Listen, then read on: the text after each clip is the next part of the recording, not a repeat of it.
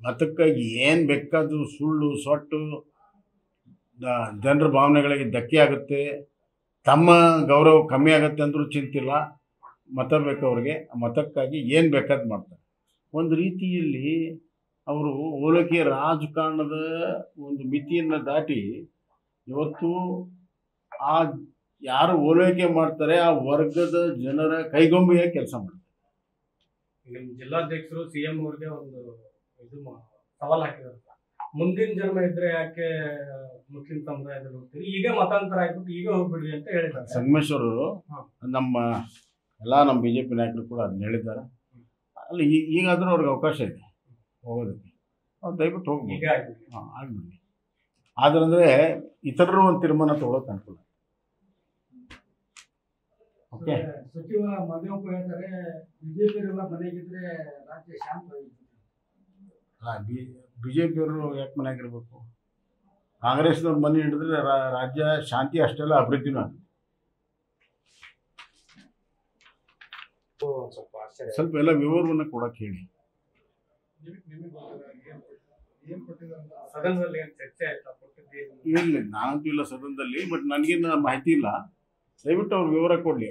ನಿನ್ನೆ ಕೆಡಿಪಿಸಿದಲ್ಲಿ ಒಂದು ಆರೋಪ ಮಾಡಿದ್ದಾರೆ ಸರ್, ನಿಮ್ಮ ಅವಧಿಯಲ್ಲಿ ಎಲ್ಲ ತಾಲೂಕಿನಲ್ಲಿ ರೋಡ್ ಆಗಿದ್ದಾವೆ, ಬಟ್ ಅವೆಲ್ಲ ಹಾಳಾಗಿಬಿಡ್ತಾವೆ. ಈಗ ಮೇಂಟೆನೆನ್ಸ್ ಹಣ ಕೊಡೋದ್ರೆ ಸರ್ಕಾರ ಕೊಡ್ತಾ ಇಲ್ಲ. ಈಗ ಯಾಕಂದ್ರೆ 2 ವರ್ಷದ ಯೋಜನೆ ಆಗಲಿ ಮುಗಿದೋಗೈತಿ, ಇನ್ನು 5 ವರ್ಷ ಹೋಗಿತ್ತು ಮೇಂಟೆನೆನ್ಸ್ ಮಾಡೋದಿತ್ತು, ಮಾಡಕ್ ಹಣ ಇಲ್ಲ ಅಂತ. ಅಲ್ಲ, ಈಗ ನಾನೇನು ತಾವೇ ಒಂದು ಕೆಲಸ ಮಾಡಿ ಪ್ರೆಸ್ನವರೇ ಒಂದು ಸರ್ವೆ ಮಾಡಿಬಿಡಿ. ನಮ್ಮ ತಾಲೂಕಲ್ಲಿ ಎಲ್ಲ ಕಡೆ ಓಡಾಡ್ಬಿಡಿ.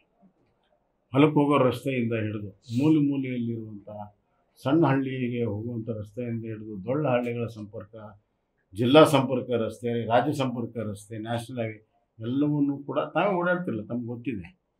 ಆದ್ದರಿಂದ ಈಗ ನಾವು ಅತಿ ಹೆಚ್ಚು ಕ್ವಾಲಿಟಿ ಇವತ್ತು ಎಲ್ಲಾದರೂ ಇದ್ದರೆ ಅದು ಶಿಗ್ಗಾಂವದಲ್ಲಿ ಮಾಡಿಸಿದ್ವಿ. ಇವ್ರಿಗೆ ಹಣ ತರೋಕ್ಕಾಗಲಿದ್ದ ಕಾರಣಕ್ಕೆ ಏನೋ ಒಂದು ನೆಪ ಹೇಳಿದರೆ ನಾವೇನು ಮಾಡೋಕ್ಕಾಗಲ್ಲ. ಬಹುತೇಕವಾಗಿ ಇನ್ನೊಂದು ಯಾವ ಡೇಟ್ ಅದು ಸೋಮವಾರ ದಿವಸ, ಮಂಡೇ ಸೋಮವಾರ ದಿವಸ ಇವತ್ತು ಬೆಳೆ ಪರಿಹಾರ ನಷ್ಟದ ಬಗ್ಗೆ ಆಗಲಿ, ಗೊಬ್ಬರ ಸಿಗದೇ ಇರೋದ್ರ ಬಗ್ಗೆ ಆಗಲಿ ಎಲ್ಲ ರೈತರ ವಿಚಾರಗಳನ್ನು ಇಟ್ಟುಕೊಂಡು ಸೋಮವಾರ ದಿವಸ ಬೃಹತ್ ಪ್ರತಿಭಟನೆಯನ್ನು ನಾವು ಹಾವೇರಿಯಲ್ಲಿ ಮಾಡ್ತಾಯಿದ್ದೀವಿ. ರಾಜ್ಯಾದ್ಯಂತನೂ ಮಾಡ್ತೀವಿ. ಆದರೆ ನಾವು ಈಗ ಹಾವೇರಿ ನಮ್ಮ ಪಕ್ಷದ ಅಧ್ಯಕ್ಷರ ನೇತೃತ್ವದಲ್ಲಿ ಒಂದು ಚರ್ಚೆ ಆಗಿದೆ, ವಿರೂಪಾಕ್ಷಪ್ಪ ಬಳ್ಳಾರಿ ಅವರ ನೇತೃತ್ವದಲ್ಲಿ. ಅದ್ರ ಪ್ರಕಾರ ಸೋಮವಾರ ನಿಗದಿಯಾಗಿದೆ. ಸೋಮವಾರ ಬೃಹತ್ ರೈತರ ಪ್ರತಿಭಟನೆಯನ್ನು ನಾವು DC ಕಚೇರಿ ರೈತರು, ಬಿ ಜೆ ಪಿಯಲ್ಲಿರೋರು ರೈತರು, ಸೊ ನಮ್ಮ ರೈತರು ಮತ್ತು ಎಲ್ಲ ರೈತರಿಗೂ ಕೂಡ ಇದೇ ಸಂದರ್ಭದಲ್ಲಿ ನಾನು ಕರೆ ಕೊಡ್ತೀನಿ, ರಿಕ್ವೆಸ್ಟ್ ಮಾಡ್ತೀನಿ, ಅವ್ರಿಗೆ ವಿನಂತಿಯನ್ನು ಮಾಡ್ಕೊಳ್ತೀನಿ, ಇದಕ್ಕೆ ಬಂದು ಜಾಯ್ನ್ ಆಗಬೇಕು. ಇದು ರೈತರ ವಿಚಾರ ಇದೆ.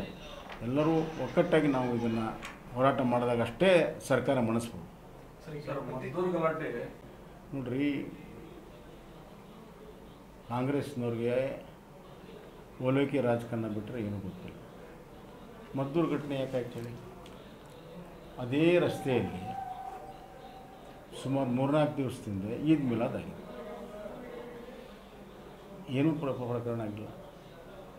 ಈಗ ಕೆಲವರು ವಿದ್ಯುತ್ ಶಕ್ತಿಯನ್ನು ಬಂದ್ ಮಾಡಿ ಕಲ್ಲು ತೂರಾಟ ಮಾಡ್ತಾರೆ. ಅಂದರೆ ಆ ಗುಂಡಾಗಳಿಗೆ, ಸಮಾಜಘಾತ ಶಕ್ತಿಗಳಿಗೆ ಭಯ ಇಲ್ಲ, ಸರ್ಕಾರದ ಅಭಯ ಇದೆ. ನಾವೇನು ಮಾಡಿದ್ರೂ ಏನೂ ಆಗೋದಿಲ್ಲ ಅನ್ನುವಂಥ ಅಭಯ ಇದೆ. ಭಯ ಇದ್ದರೆ ಇದಾಗ್ತಿರಲಿಲ್ಲ. ಅಭಯ ಇರೋದರಿಂದ ಈ ಥರ ಎಲ್ಲ ಚಟುವಟಿಕೆಗಳು ನಡೀತಾ ಇದ್ದಾವೆ. ಇವತ್ತು ಎಷ್ಟೇ ಕೇಸುಗಳಾದರೂ ಅವ್ರ ಮೇಲೆ ಕೇಸ್ ತೆಗಿತಾರೆ. ಹುಬ್ಬಳ್ಳಿಯಲ್ಲಿ ಪೊಲೀಸ್ ಸ್ಟೇಷನ್ ಮೇಲೆ ದಾಳಿ ಮಾಡಿದ ಕೇಸನ್ನೇ ತೆಗೆದುಬಿಟ್ಟು, ಎಂದೆಂದೂ ಇತಿಹಾಸದಲ್ಲಿ ಆಗಿಲ್ಲ. ಪೊಲೀಸ್ ಇಲಾಖೆ ಬೇಡ ಅಂದಿದೆ, ಲಾ ಇಲಾಖೆ ಬೇಡ ಅಂದಿದೆ, ಇದು ಭಾಳ ತಪ್ಪು ಸಂದೇಶ ಹೋಗುತ್ತೆ. ಪೊಲೀಸ್ಗೆ ರಕ್ಷಣೆ ಇಲ್ಲ ಅಂದಮೇಲೆ ಇನ್ನು ಜನರ ರಕ್ಷಣೆ ಯಾರು ಕೊಡೋರು? ಇಷ್ಟನ್ನು ಕೂಡ ಸಾಮಾನ್ಯ ವಿಚಾರವನ್ನು, ಸಾಮಾನ್ಯ ಜ್ಞಾನ ಇಲ್ಲದೆ ನ್ಯಾಯಸಮ್ಮತ ತೀರ್ಮಾನ ಮಾಡೋ ಬದಲು ಓಲೈಕೆ ರಾಜಕಾರಣ ಮಾಡ್ತಾರೆ. ಅದಕ್ಕೆ ಅಂಥ ಶಕ್ತಿಗಳಿಗೆ ಪುಷ್ಟಿ ಸಿಕ್ಕಿದೆ. ಇವತ್ತು ನೇರವಾಗಿ ಈ ಸರ್ಕಾರವೇ ಹೊಣೆ ಇಂಥ ಘಟನೆಗಳಾಗೋದು. ಇದನ್ನು ಮರಿ ಮಾಚಿಸಲು ವಿರೋಧ ಪಕ್ಷದಲ್ಲ. ಬಿ ಜೆ ಪಿಯವ್ರಿಗೆ ಹೆಂಗೆ ಸಂಬಂಧ? ಕಲ್ಲು ಹೊಡೆದವ್ರು ಯಾರು? ಕಲ್ಲು ಹೊಡೆಯೋಕ್ಕೆ ಅವಕಾಶ ಕೊಟ್ಟವ್ರು ಯಾರು? ಪೂರ್ವ ನಿಯೋಜಿತ ಅಂತ ಮಂತ್ರಿಗಳು ಹೇಳ್ತಾರೆ. ಪೂರ್ವ ನಿಯೋಜಿತ ಯಾಕೆ ತಡೀಲಿಲ್ಲ? ಹಿಂದೂಗಳೇ ಮಾಡಿದ್ದಾರೆ ಅಂತ ಹೇಳ್ತಾರೆ. ಅದೇ ಅಲ್ಲ, ಪೂರ್ವ ನಿಯೋಜಿತವಾಗಿ ಅಲ್ಲಿ ಕಲ್ಲಿಟ್ಕೊಂಡು ಮಾಡಿದರು ಅಂತ ಅಲ್ಲಿ ಸಚಿವರು ಹೇಳಿದರು. ಮತ್ತೆ ಯಾಕೆ ತಡೆಯೋಕ್ಕೆ ಆಗಲಿಲ್ಲ? ಆದ್ದರಿಂದ ಇದು ನೋಡ್ರಿ, ಈ ಥರ ಇಡೀ ಅತ್ಯಂತ ಶಾಂತಿವತಿ ಇರುವಂಥದ್ದು ಕರ್ನಾಟಕ ರಾಜ್ಯ ಜನತೆ. ಈ ರಾಜ್ಯದಲ್ಲಿ ಈ ರೀತಿ ಕ್ಷೋಭೆ ಉಂಟು ಮಾಡೋದಕ್ಕೆ ಈ ಅತ್ಯಂತ ಏನು ಹೇಳ್ತೀರಿ, ಯಾವುದೇ ಬೇಜವಾಬ್ದಾರಿ ಇರುವಂಥ ಒಂದು ಸರ್ಕಾರ ಇದೆ. ಮತ್ತು ರಾಜಕಾರಣವೇ ಅವ್ರಿಗೆ ಬಹಳ ಮುಖ್ಯ. ಜನರ ಸುರಕ್ಷತೆ ಆಗಲಿ, ಜನರ ರಾಜ್ಯದಲ್ಲಿ ಶಾಂತಿ ಕಾಪಾಡೋದ್ರಲ್ಲಾಗಲಿ, ರಾಜ್ಯದ ಅಭಿವೃದ್ಧಿಯಲ್ಲಾಗಲಿ ಎಳ್ಳಷ್ಟು ಅದರ ಬಗ್ಗೆ ಚಿಂತನೆ ಇಲ್ಲ.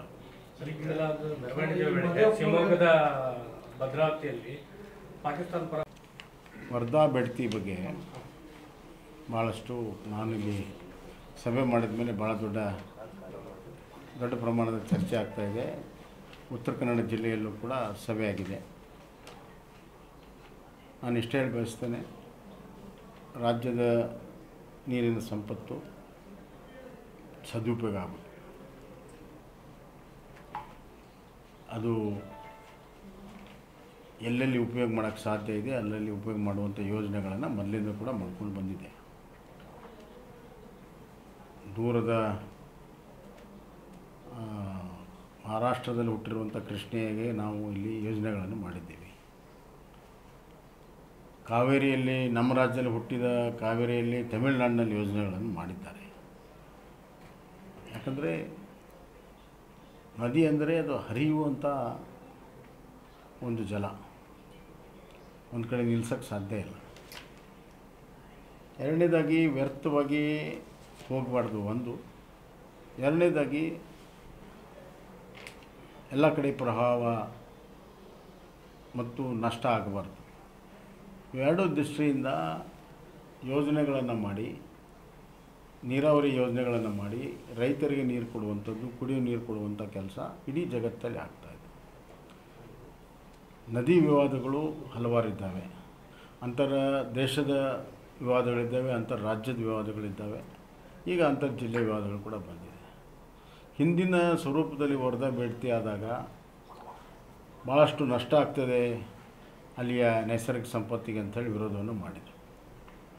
ಆದ್ದರಿಂದ ನಾವು ಕೂಡ ಆಯಿತು ಅಂತ ಹೇಳಿ ಈಗ ಅದನ್ನು ಮಾರ್ಪಾಡು ಮಾಡಿ ಯಾವುದೇ ರೀತಿಯ ನಷ್ಟ ಆಗದಂತೆ ಯೋಜನೆಗಳನ್ನು ರೂಪಿಸಿದ್ದೇವೆ.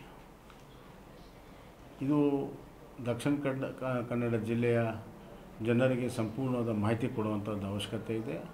ಮತ್ತು ಯಾರ್ಯಾರಿಗೆ ಇದಕ್ಕೆ ಆಪತ್ತಿದೆ ಅಲ್ಲಿಯ ಪರಮ ಪೂಜ್ಯರಿಗೆ ಜೊತೆಗೆ ಮಾತನಾಡುವಂಥ ಅವಶ್ಯಕತೆ ಇದೆ. ನಾನು ರಾಜ್ಯ ಸರ್ಕಾರಕ್ಕೆ ಆಗ್ರಹ ಮಾಡ್ತೀನಿ, ಈ ಯೋಜನೆಯ ಬಗ್ಗೆ ಸಂಪೂರ್ಣವಾದ ಮಾಹಿತಿಯನ್ನು ಸಾರ್ವಜನಿಕರಲ್ಲಿ ಹಂಚಿಕೊಂಡು ಸಂಬಂಧಪಟ್ಟಂಥ ಉತ್ತರ ಕನ್ನಡ ಜಿಲ್ಲೆಯ ಮುಖಂಡರ ಜೊತೆಗೆ, ಸ್ವಾಮೀಜಿಯವರ ಜೊತೆಗೆ ಚರ್ಚೆಯನ್ನು ಮಾಡಿ ಅವ್ರ ಮನವೊಲಿಕೆಯನ್ನು ಮಾಡುವಂಥ ಕೆಲಸ ಮಾಡಬೇಕು. ನಾವು ಕೂಡ ಅಲ್ಲಿಯ ಜನರ ಮನವೊಲಿಸುವಂಥ ಕೆಲಸಕ್ಕೆ ನಾವು ಕೂಡ ಸಂಪೂರ್ಣವಾಗಿ ಕೈ ಜೋಡಿಸ್ತೇವೆ, ಅವ್ರ ಜೊತೆಗಿರ್ತೀವಿ. ನಮ್ಮದು ಯಾರಿಗೂ ಕೂಡ ತೊಂದರೆ ಕೊಡುವಂಥ ಉದ್ದೇಶ ನಮ್ಮದಿಲ್ಲ. ವ್ಯರ್ಥವಾಗಿ ಹರಿಯುವಂಥ ನೀರನ್ನು ಸದುಪಯೋಗ ಮಾಡಿಕೊಳ್ಬೇಕು, ಪರಿಸರಕ್ಕೆ ಯಾವುದೇ ರೀತಿಯ ದೊಡ್ಡ ಪ್ರಮಾಣದ ಹಾನಿ ಆಗದಂತೆ ನೋಡಿಕೊಳ್ಬೇಕು ಅನ್ನುವಂಥ ದೃಷ್ಟಿಯಿಂದಲೇ ನಾವು ಮಾಡಿರುವಂಥದ್ದು. ಹೀಗಾಗಿ ಈ ಪ್ರಕ್ರಿಯೆ ಕೂಡಲೇ ರಾಜ್ಯ ಸರ್ಕಾರ ಪ್ರಾರಂಭ ಮಾಡಬೇಕು ಮತ್ತು ಇದನ್ನೆಲ್ಲವನ್ನು ಗಮನದಲ್ಲಿ ಇಟ್ಕೊಂಡು ಕೂಡಲೇ DPR ಅನ್ನು ಕೇಂದ್ರ ಸರ್ಕಾರಕ್ಕೆ ಕಳಿಸಿಕೊಡಬೇಕು ಅನ್ನುವಂಥ ಒಂದು ಆಗ್ರಹವನ್ನು ನಾನು ಮಾಡ್ತೇನೆ. ಮತ್ತು ಇದು ಸೌಹಾರ್ದಯುತವಾಗಿ ಬಗೆಹರಿಸುವಂಥ ಉದ್ದೇಶ ನಮ್ಮದಿದೆ, ಸಂಘರ್ಷ ಉದ್ದೇಶ ಇಲ್ಲ. ಸೌಹಾರ್ದಯುತವಾಗಿ ಮಾಡಿ ಆ ನೀರನ್ನು ಸದ್ಬಳಕೆ ಮಾಡುವಂಥ ದೃಷ್ಟಿಯಿಂದ ನಾವು ಮಾಡ್ತಾಯಿದ್ದೇವೆ. ಒಂದು ಕಡೆ ನೀರಿನ ಕೊರತೆ ಇದೆ, ಇನ್ನೊಂದು ಕಡೆ ಅತಿ ಹೆಚ್ಚು ನೀರಿದೆ. ಅದು ಅತಿ ಹೆಚ್ಚು ನೀರು ಅಲ್ಲಿ ಹಾನಿ ಮಾಡ್ತಾಯಿದೆ, ಇಲ್ಲಿ ನೀರು ಹಿಡ್ದೇ ನಮಗೆ ರೈತರಿಗೆ ಹಾನಿ ಆಗ್ತಾಯಿದೆ. ಇದು ರಾಷ್ಟ್ರ ಸಂಪತ್ತು, ನೀರಿನ ಸಂಪತ್ತು ರಾಷ್ಟ್ರ ಸಂಪತ್ತು. ಆದ್ದರಿಂದ ನಾವು ಪರಸ್ಪರವಾಗಿ ಚರ್ಚೆ ಮಾಡಿ ಇದು ಇಂಗ್ಲೀಷ್ನಲ್ಲಿ ಹೇಳ್ತಾರೆ ವಿನ್ ವಿನ್ ಸಿಚುವೇಶನ್ ಅಂತ. ಅವ್ರಿಗೂ ಅನುಕೂಲ ಆಗಬೇಕು, ನಮಗೂ ಅನುಕೂಲ ಆಗಬೇಕು. ಅದಕ್ಕೆ ನಾವೆಲ್ಲರೂ ಸೇರಿ ಕೈ ಜೋಡಿಸ್ಬೇಕು. ಇದನ್ನು ಪ್ರತಿಷ್ಠೆ ವಿಚಾರವಾಗಿ ಆಗಲಿ, ರಾಜಕೀಯ ವಿಚಾರವಾಗಲಿ ನೋಡುವಂಥದ್ದು ಸರಿಯಲ್ಲ ಅಂತ ನನ್ನ ಭಾವನೆ.